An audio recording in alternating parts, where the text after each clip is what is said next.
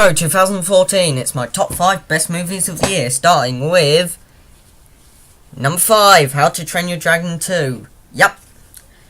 Now, this film is set 5 years after the first film, so Hiccup and all the other main characters are grown up. So, they're not really as same as they are in the first movie, and it's quite different now that everybody likes dragons now. And Gerard Butler returns to voice Stoic, the chief, unlike he did in the TV shows, which Nolan North took over, but thankfully Gerard Butler's back for the film.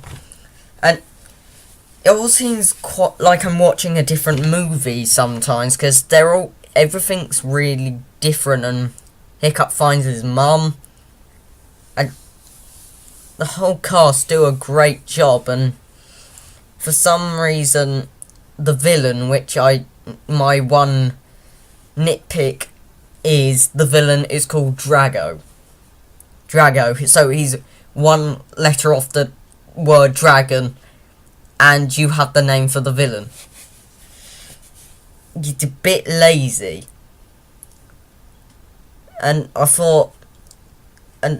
the reason why I thought I was watching a different movie is the trailers make it seem like a really different movie. So if you are going into this, avoid the trailers.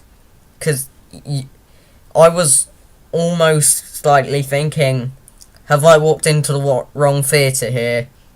Because it's just too different from the trailers. And the designs of the dragons are excellent as always. The animation, brilliant. DreamWorks, as always, they did a good job 5 years ago now, and they're doing a great job here as well. And I hope they make another film, because this is a great franchise that could be made out of this. And by the looks of it, it has nothing to do with the TV shows whatsoever. So, that's How to Train Your Dragon 2. No subtitle. Anyway, my next pick, number 4, is Captain America, the Winter Soldier. Now, this is by far better than the first one, and people said that the first one won't be memorable. This one definitely is, because as much as it's its own movie, it really changes everything from the Avengers to the Agents of S.H.I.E.L.D. TV show. Everything's changed now, and how they're going to deal with it in future movies, I do not know, but here they've done a great job. And to be honest, having Steve Rogers or Captain America in the film in modern day would have been different enough, but instead they've also got Black Widow played by Scarlett Johansson and Falcon played by Anthony Mackie. So they've got 2 extra people, and they've got Samuel L. Jackson back for Nick Fury, and strangely Kobe Smulders as Maria Hill. Guess she didn't. They wanted somebody we knew. But anyway, it is a great film. The action's great, and they managed to make a great action scene in a lift. Without a lift with about 10, 15 people in there, or 8, I'm not sure, but there's a lot of people in that lift, and yet they've still managed to make the action scene pretty good. And yeah, it's different because it's not set in World War II, and that's one of the things that made the first film different, is because it was a period set one, so there weren't any high-tech guns or explosions or cars. You just had, this is what you were given. But here, since it's set in the 21st century, they've been given the tools to do a whole lot more than that, and they have. And the fact that we learn a bit more about Black Widow, so that's good. And for once, it won't be forgotten. So, number 3. Number 3. Number 3. Let's call this the biggest surprise. It's Guardians of the Galaxy. Now, this is a very obscure comic. So the fact that they managed to pull this off was a surprise in itself. They may be going a bit far with the Inhumans, but let's see. When that comes out, Chris Pratt does a great job, and Zoe Saldana, Dave Bautista, Bradley Cooper as Rocket do a great job, and Vin Diesel, even though he only says 4 words, I am Groot and we, at the end, he says it in such different ways, you can tell what he's thinking, and the animation and CGI is great, and it's basically like the Avengers in space. The spaceship designs are great, the planet designs are awesome, the action's awesome, and the fact that he's got spaceship fights as well make this film very unique, and it expands on the Infinity Stones storyline that we're going to see a whole lot more before Avengers 3. And just to see a talking raccoon voiced by Bradley Cooper shooting things, what more do you want? It's brilliant, and I said in this what I got for Christmas video. The video, or some of the music songs it uses, are from the 80s. Now, 80s music is famous for being absolutely terrible, but they were kind of catchy in this film. Don't know if it's the film that made it catchy, but I'm not the only one who thinks this.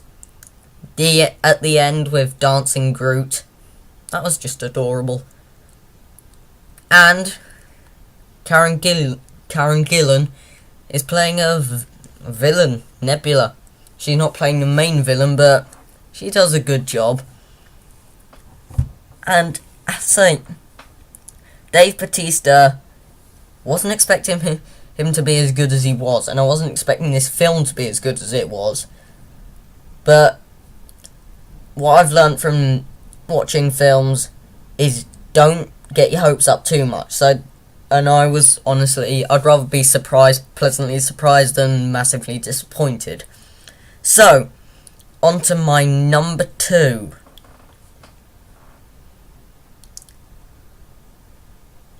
X-Men Days of Future Past. Yep. This is a sort of mixture between a sequel to X-Men Last Stand and a prequel to the original trilogy and a sequel to X-Men First Class. Whatever it is, James McAvoy, Patrick Stewart, Michael Fassbender, and Jennifer Lawrence, Hugh Jackman, Halle Berry, and all the cast, there is too many to name, do a great job. And I know they changed the fact that instead of Kitty Pryde going back in time, they said, or Kitty Pryde, they gave her the powers to send a conscience back in time, and they changed it so Wolverine goes back in time, so you see more of him in the movie. But this is sort of an interesting thing to do, because James McAvoy and Michael Fassbender are playing 2 characters that Patrick Stewart and Ian McKellen are playing. And to be honest, you don't really saying, oh, Ian McKellen could have been playing him, or oh, Patrick Stewart could have been playing him. They really do a great job, each of them. So you don't think, well, I don't want him on the screen again. All characters are likeable or unlikable for the right reasons. And Quicksilver. Good luck topping that one, Avengers. Because Avengers Age of Ultron can't use the same Quicksilver as X-Men, so good luck topping that one. Seriously. Evan Peters does a great job. And he's only in it for one scene. Yet you're thinking about him for the whole movie. It's great. The humour's good, the action's good, and the fact that it takes place over 2 different timelines makes each action scene in the 2 different eras feel especially unique. And the fact that Wolverine doesn't play a massive part in this movie, it's actually pretty surprising that they didn't sideline him too much. but he still did a great job. And that's my number 2. So, my number 1 best movie of 2014 is the Lego Movie. Oh, come on. Come on, guys. This is just a great movie, and it may be a product placement, but it would have earned this place on the top 5 because it managed to ignore one massive cliche that the film had. Main character believes he's a nobody. He accidentally gets taken on an adventure and is brought into a fight, and he must learn that he can do stuff and he's not a nobody. And then he ends up winning. Yeah, that's the massive cliche, one of the biggest cliches in the book, and yet when you watch this, you forget about it. And the humour's great, and the fact that everything's made of Lego is amazing. And that Everything Is Awesome song. That's the most catchiest song in the known universe. And the whole man upstairs thing, it was clever to make them humans, so that they could play with them. Lego. And President Business / Lord Business, voiced by Will Ferrell. Will Ferrell also plays the dad of the kid, which is also obsessed with order. So President Business is the Lego in sort of Lego version of the dad who is just wants all the Lego to be put in the right place. And the message is kind of family friendly, and it's delivered in a really family friendly way. And all the minifigures are great, because they managed to get some great nods to characters in Lego, like Dumbledore and Gandalf. Superman, voiced by Channing Tatum. And one of the most standout characters is Batman, voiced by Will Arnett. And he's just basically the comic relief. Like, he's dark, broody. He's Wildstyle's girlfriend. But all that, you never seen a Batman like him, and you never will. And Good Cop / Bad Cop, voiced by Liam Neeson, he does a great job. And it's great to see Liam Neeson switch from a good guy to a bad guy. And the fact that he keeps obsession with kicking a chair is great as well. So that's it for my top 5 best movies of the year. Next time will be top 5 worst movies of the year, and obviously these are opinion based. Now, if you're wondering why Big Hero 6 wasn't on here, it isn't released in the UK until next year. So, see you next time. Everything is